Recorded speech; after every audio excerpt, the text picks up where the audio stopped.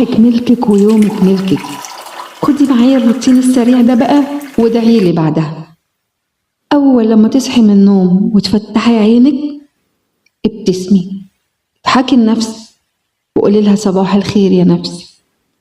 اشربي كوباية مية، حددي هدف واحد بس صغير هتعمليه النهاردة. ما توصلي كده على نص اليوم ابدأي اهتمي بنفسك. هتقولي لي ازاي يعني تعملي كده؟ تاخدي نفس عميق وتعدي 1 2 3 4، تبدأي تطلعيه بالراحة خالص. هتلاقي نفسك كده بتهدي، ابتسمي لنفسك قدام المراية. زي ما قلتلك الضحكة دي بتغير المود تحت أي ظرف من الظروف. اقفي قصاد المراية واضحكي لنفسك ضحكة من قلبك، حتى لو انت حزينة، حتى لو انت موجوعة، حتى لو قلبك بيتقطع من جواكي، اضحكي لنفسك والله هتغيري نفسيتك. لما توصلي كده بقى على العصر ولا المساء كده بالليل على المغربية، ابدأي رتبي أفكارك واكتبي شكرا لنفسك. قولي لها شكرا يا نفسي.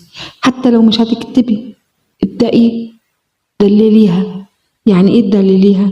يعني شوفي حاجة هي بتحبها واعملها لها، قولي لها شكرا يا نفسي، شكرا على تعبك معايا النهاردة، شكرا ان انتي متحملة الوجع اللي انا فيه، شكرا ان انتي متحملة الحزن اللي انا فيه.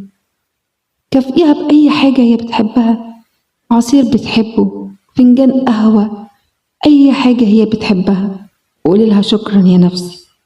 قبل ما تنامي ضروري النفس ده قبل ما تنامي. خدي نفس واحد بس بعمق جامد وطلعيه بهدوء، وفكري في أي حاجة حصلت لك النهاردة حلوة، ويا رب يكونوا يوصلوا ل3. ولو وصلوا معاكي ل3 قبل ما تنامي خليكي فاكراهم، عشان دول هيدوكي طاقة لتاني يوم الصبح نهاركم بيضحك.